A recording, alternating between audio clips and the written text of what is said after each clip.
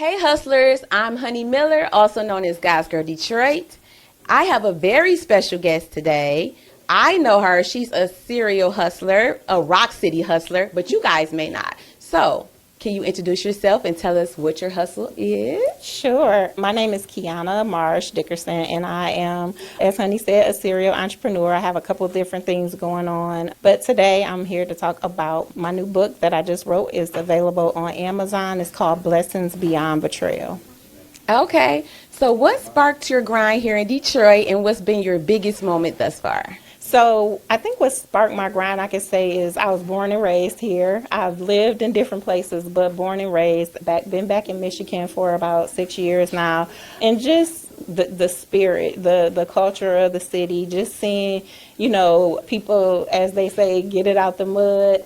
And also because I lived other places, I think you see like what you have at home, like, because you can go other places, or in some of the places that I've been, like down south or whatever, you don't see the grind to get up and go like you do, in Detroit. So Absolutely, I agree 100%. So what's been like one of your biggest like downfalls that you had going on, and how were you able to overcome that?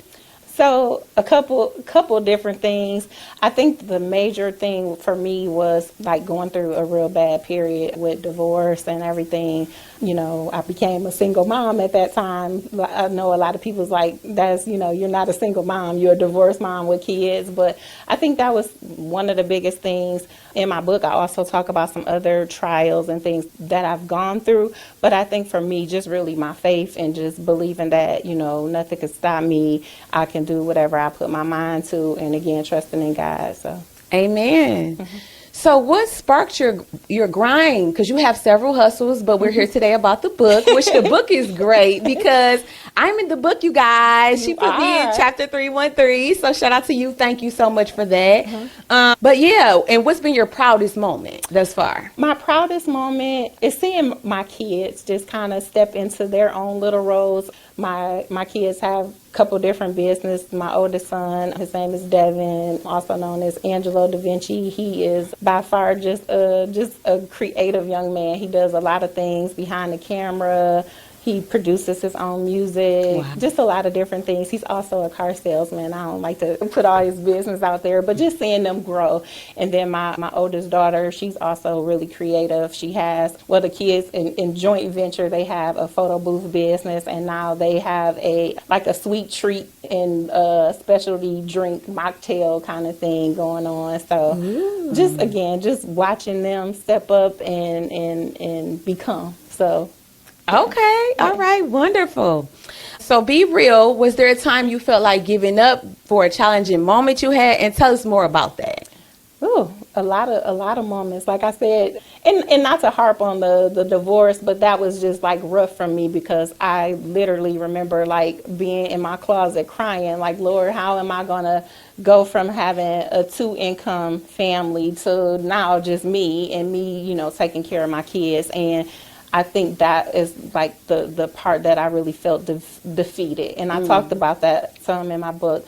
But I think, again, just my faith and just picking myself back up. And I think even just having my kids watch, I don't ever want my kids to see me just like in a position where, they say, oh, mom gave up, she didn't try or whatever. So I really go hard for them every day. So. Oh, that's absolutely wonderful.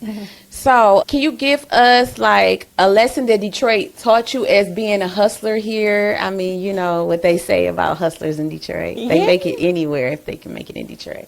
That's so true. I think, again, just watching people just, do their thing, come up from just some of the worst, circumstances, the worst situations, and just really like applying themselves and making it happen. Just that determination. Like, it's one song, I think it's Big Sean and Cash Doll, and it's a part in there that I love that she always says, it's like, I'm a D girl, so I'm determined. And that's like my mindset every day. So. Okay. All right. Can you tell us about like a pivotal moment or like an opportunity, somebody you met that really helped you in your career? A lot of people. I think my foundation started early on. My great aunt who was also like a grandmother, my biological grandmother's sister. She used to have a community center on the east side of Detroit, and she was good friends with Mary Young at the time. She used to get like donations from the Piston players. Like I remember Bill and Beer had like donated a car to the organization. We used to go to Eastland. There was a bakery there, and they used to give her like food and stuff at the end of the night to go out and pass out to the community. She loved her seniors. She actually helped to implement the THAW program through Detroit Edison. It was Detroit Edison at the time. It's DTE now as we know it, but the program, as I understand it, is still in existence. So wow, that's amazing. Your whole family, like it just runs in the bloodstream, basically. So do you have any like advice for upcoming hustlers here? I think the biggest thing is just like setting some goals and sticking to it. You know, life is going to happen. One of the things like I always talk to people about who, you know, come to me and ask about business and stuff like that is like there's never going to be a perfect time to start. So just start anyway. Just like, you know, what's Nike's slogan, just do it. You just have to do it and then just trust the process and doing it. So don't give up, keep going and keep pressing forward. Absolutely. Looking back, anything you would change about your journey?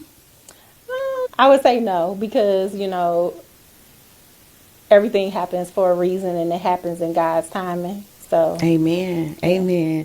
That's beautiful. So like I said, she's the Rock City Hustler. She was on my reality show. So I was going to ask you like how far you're able to take your marketing to a global level. Do you want to do more movies, more reality TV? I do. I actually started on a script. I think you and I was kind of chatting about that the other day. So I have 11 episodes written already. Wow. So I'm excited about that. I just try to, you know, find time. Normally when the kids are asleep or whatever, I try to, you know, jot and write down stuff. And so I'm excited about that. Okay. So what's next for your hustle and how can the people support you in that? So I guess what's next and what's now for me is my book, again, Blessings Beyond Betrayal. It's a memoir. It's a really quick read. So I just wanted to, you know, shout that out. That's what I'm working on. I'm looking to do a book signing in a few weeks and just like promoting that. And then my kids, they just got invited to do a big event out in Troy next week. So they're going to have their photo booth and their waffle pop business out. So all summer long, you know, we're available for proms and send-offs and weddings and all that other good stuff. So wonderful. We're definitely going to be supporting you. So definitely, guys, support her in all of these endeavors, and we're gonna keep this thing going. I want you to look into this camera and tell everybody where to follow you, how to get in touch with you, or any last words for the viewers. And so I am on social media on Facebook as Keyona Marsh. It's spelled Keyona, and then last name Marsh.